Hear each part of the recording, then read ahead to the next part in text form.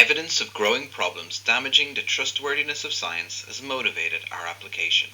Meta-researchers working across a range of fields have failed to replicate many of the findings of previous studies or even reproduce the results of studies using the same data sets as the originals. These unsuccessful attempts to replicate and reproduce highlight the levels of waste in research.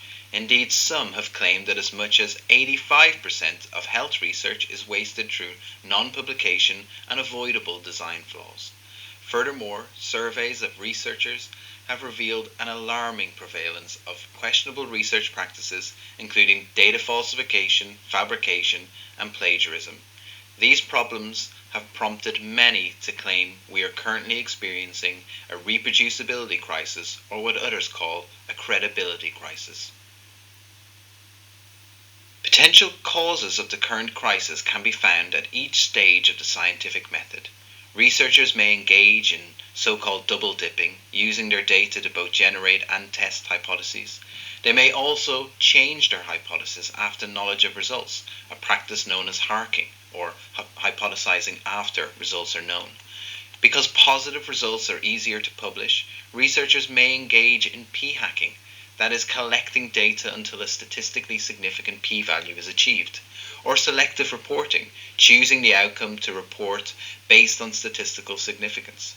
Once published, a researcher who is engaged in any of the practices described here may attempt to keep their indiscretions hidden by not sharing their data, ensuring other researchers cannot access them. The costs for society are clear. We risk lowering people's trust in science and scientists, and therefore we may compromise important health campaigns and initiatives. We saw evidence of this with the effect the later retracted Lancet study linking the MMR vaccine and autism had on vaccination uptake. More recently, we can see this distrust of science in the anti-mask movement during the COVID-19 pandemic. As we've already seen, bad science is costing taxpayers billions annually. In healthcare, the situation is perhaps best described in this quote by Stuart Ritchie. How many patients had their hopes raised, have suffered, or have even died because their doctors have used worthless or harmful treatments that only seemed likely they were backed by science? We believe that the path to improving science is for a more open science to become the new normal. Open science or research is a set of practices that are done in order to make research more transparent to others, available and free, and checkable and scrutinizable by others in the community. By employing new initiatives, such as pre-registration, researchers can specify their intentions in advance, which eliminates researcher degrees of freedom in analysis and thereby leads to more reproducible results. We now have the tools to increase the quality of research, but many researchers are still not using these tools and may not even be aware they exist. We believe funders, universities, publishers, journal editors, the media, and researchers themselves have a role in making science more open. To facilitate this, we aim to assess and increase the prevalence of open research practices across disciplines with this project. We're a multidisciplinary team of early career researchers that are all passionate about promoting open research, with experience doing that within our own universities and also nationally and internationally.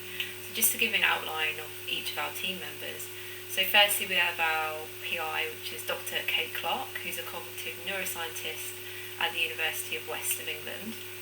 Next we have Sophia Crüwell, who's a PhD student from Metric in Berlin. And Sophia was one of the co-founders of ReproducibiliTea, which is a journal club promoting open research discussions that's now kind of international in many, I think over 100 countries. Next we have Charlotte Pennington, who's an experimental social psychologist at Aston University in the UK. Next we have Ian Lahart, who's an exercise physiologist from the University of Wolverhampton. And finally myself, Emma Norris, who's a public health researcher from Brunel University in London. And so as you can see, we have quite diverse disciplines and backgrounds, but what unites us all is a really passionate understanding and advocacy for open research practices. So connections that we have with two leading international organisations will really stand us in good stead to perform this project. So firstly, myself, Charlotte, Kait and Ian are all institution member network leads for UK Reproducibility Network, which is a national organisation that's working to promote open research across UK universities and other institutions. So as part of this role, we are all involved in actively developing and promoting initiatives at our own universities to promote open research.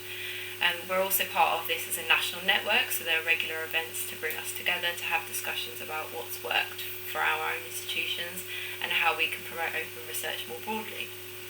And secondly, Sophia is a co-lead for Reproducibility and was one of the founders of it, which is an international journal club to discuss open research practices, primarily targeted at early career researchers, but also adopted more widely by the academic community.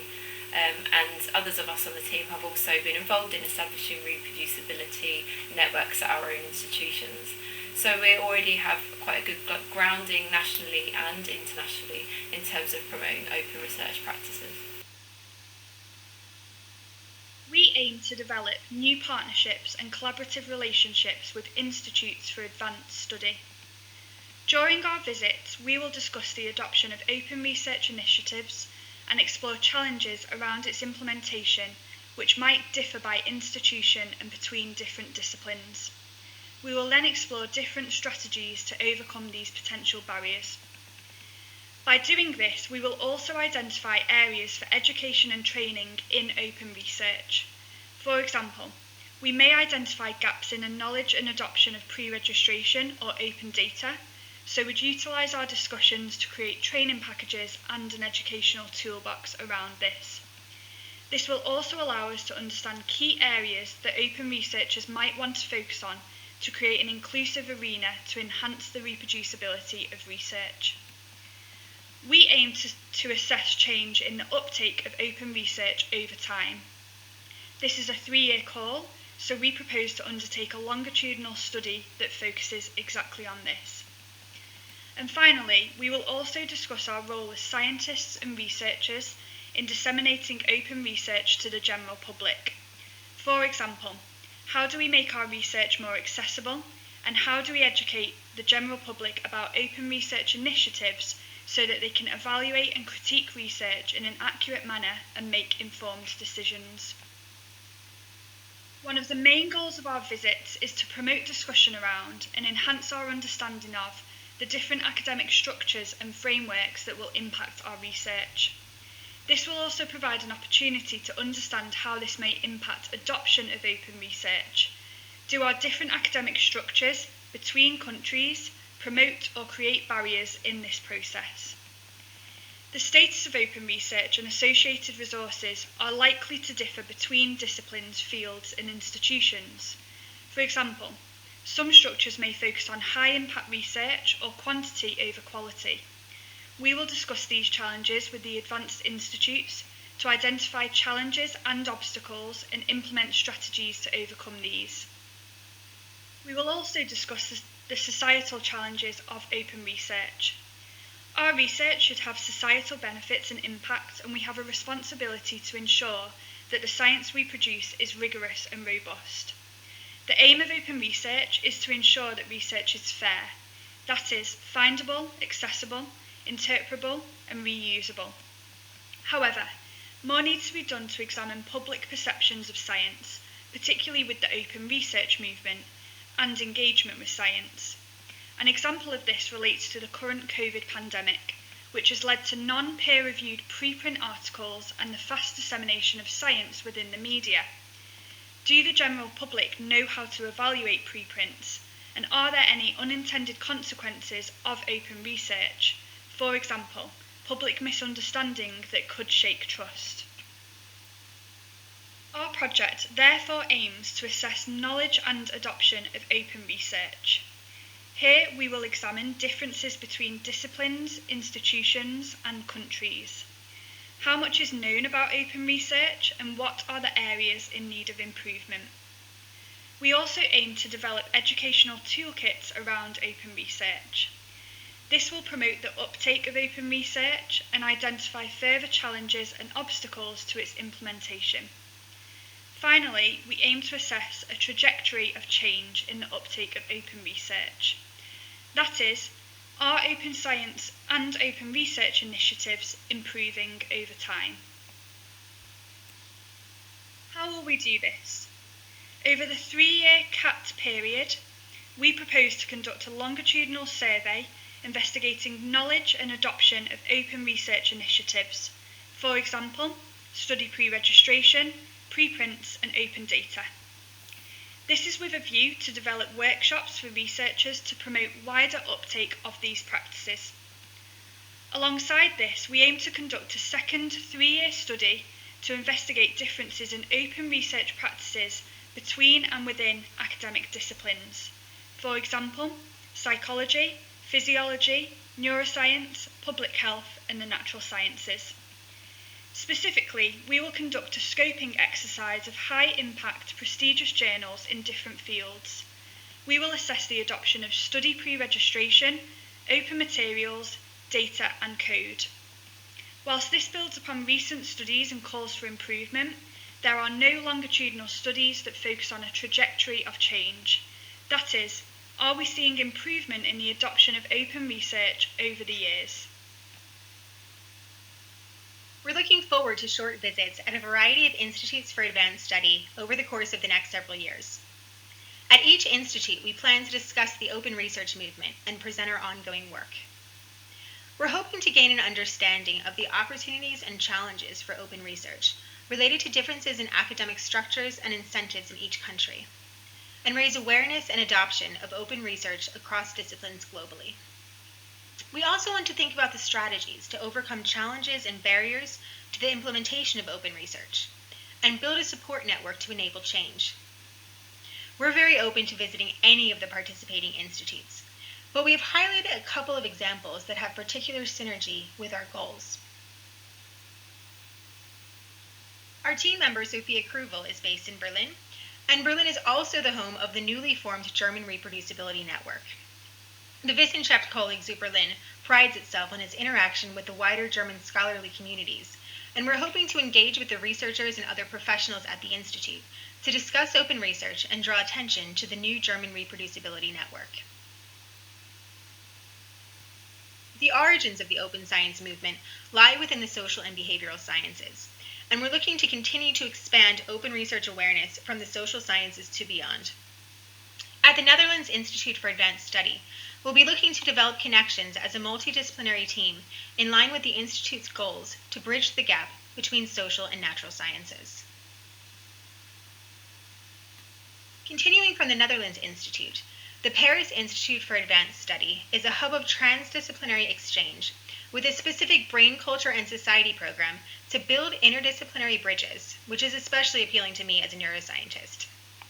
We'd like to participate in discussions and debate with a wide range of disciplines to understand disciplinary-related challenges to open research implementation. The Italian Institute for Advanced Studies focuses on ongoing social transformations within the digital revolution. And our discussions here will focus specifically on how open research practices can be enhanced through digital tools. For example, how can we best make code and data publicly available for research transparency and efficiency? Finally, visiting the Israel Institute for Advanced Studies will provide a unique opportunity to better understand academic structures outside of the EU. We're also looking forward to conversations with researchers in disciplines such as physics, mathematics, and computer science that have not been a focus at the previous institutes.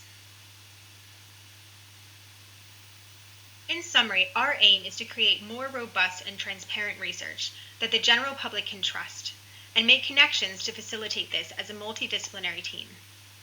Our work will also lead to tangible outputs, such as the publication of a high-impact journal article that assesses change in the adoption of open research, and educational toolkits for researchers and the general public.